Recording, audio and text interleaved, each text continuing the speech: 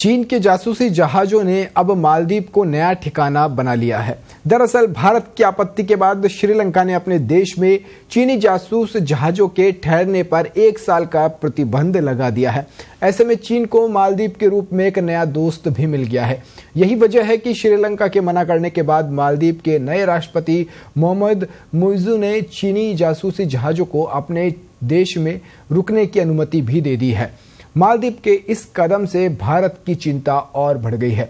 चीन का Jiang Yong Hong 03 जासूसी जहाज मालदीव के रास्ते में है। उसके फरवरी में मालदीव की राजधानी माले में रुकने की भी आशंका है।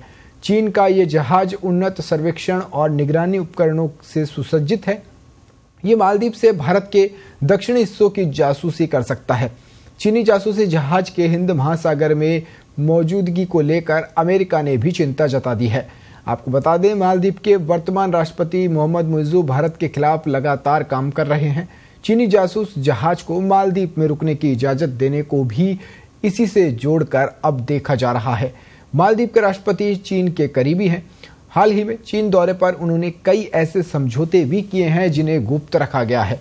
मालदीव की विपक्षी पार्टियों का आरोप है कि ये समझौते चीनी सेना की मालदीव में उपस्थिति को बढ़ा सकते हैं।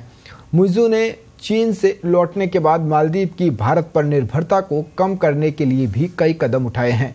दरअसल चीनी जासूस जहाज हिंद महासागर में वैज्ञानिक परीक्षण करने की आड़ में क्षेत्र में विशाल हिस्से का सर्वेक्षण भी कर रहे हैं।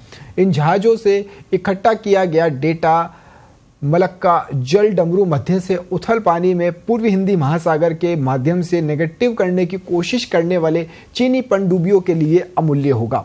इससे भारत को बहुत ज्यादा परेशानी भी हो सकती है। विशेषज्ञों के अनुसार चीन के सर्वेक्षण पोत समुद्र तल मानचित्रण, समुद्र के नीचे के पर्यावरण की रूपरेखा को समझने के लिए हाइड्रोलॉजिकल डेटा रिकॉर्ड करना, समुद्र के भीतर केबल से खुफिया जानकारी एकत्र करना, मिसाइल फायरिंग के टेलीमेट्री डेटा रिकॉर्ड करना जैसे काम को अंजाम दे सकते हैं। इन डेटा का इस्तेमाल चीनी नौसेना हिंद महासागर में अपने अभियान के लिए भी कर सकती है।